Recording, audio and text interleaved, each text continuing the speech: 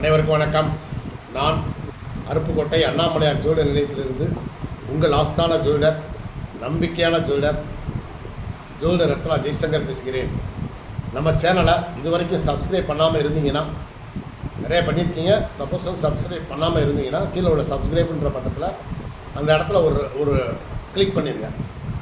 அதே போல் கமெண்ட்ஸ் போடுங்க, லைக்ஸ் போடுங்க. இன்றைக்கி நம்ம என்ன பார்க்க போகிறோம் அப்படின்னா, 9 நவக்கிரகங்கள், சரிங்களா? என்னென்ன அப்படின்னா சூரியன், சந்திரன், செவ்வாய், புதன், குரு, சுக்கிரன், சனி, ராகு, கேது.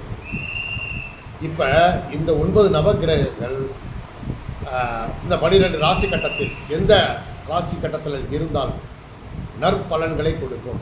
அது சுப கிரகங்களாக இருந்தாலும் சரி, அசுப கிரகங்களாக இருந்தாலும் சரி, சில ராசி வீடுகளில் இருக்கிறப்ப நல்லது செய்வாங்க. அது என்னென்னு வரிசையாக பார்த்துருவோம். இப்போ முதல்ல சூரியன்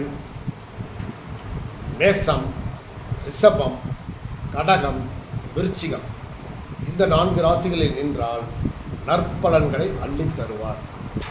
சந்திரன் வந்து மீனம், சரிங்களா? மேசம், கடகம், துலாம், இந்த 4 ராசிகளுக்கு சந்திரன் அள்ளி கொடுப்பார் தனது தசாபுத்தி காலத்தில். அடுத்தபடியாக செவ்வாய் கடகத்திற்கு முழுமையான சுவராக இருக்கிறார், சரிங்களா? புதன் கன்னி ராசிக்கு அள்ளி கொடுப்பார், நற்பலன்களை கொடுப்பார், சரிங்களா? குரு வந்து எந்த கிரகத்துக்கு, எந்த ராசிக்கு கொடுக்குறாருன்னா மீனத்திற்கு முழுமையான சுவராக இருக்கார். குரு பகவான் மீன ராசிக்கு அள்ளி கொடுப்பதில் வல்லவர், சரிங்களா? குரு. அப்புறம் சுக்கிரன் மகரத்திற்கு முழுமையான சுவராக இருக்கிறார். சுக்கிரன் மகர ராசியில் நின்றால் மிகச்சிறந்த யோகம் அவர்களுக்கு கிடைக்கும், சரிங்களா? அடுத்தது சனி பகவான் எந்த ராசி கொடுக்குறார் தெரியுமா? துலாமிற்கு கொடுக்கிறார், முழுமையான சுவராக இருக்கிறார். துலாம் சனி பகவான்.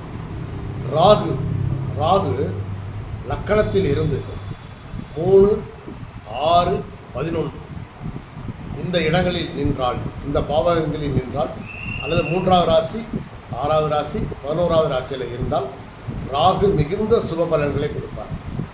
அதேபோல் கேதுவும் லக்கணத்திலிருந்து 3, 6, 11ஆம் வீடுகளில் இருந்தால் மிக சுப பலன்களை கொடுப்பார்கள், நற்பலன்களை கொடுப்பார்கள், நன்மைகளை செய்வார்கள். இப்போ நான் சொன்ன இந்த நவக்கிரகங்களும் அந்தந்த வீடுகளில், நான் சொன்ன வீடுகளில் இருந்துச்சுன்னா அந்த ஜாதகருக்கு மிகப்பெரிய யோகம் கிடைக்கும். நன்றி, வணக்கம்.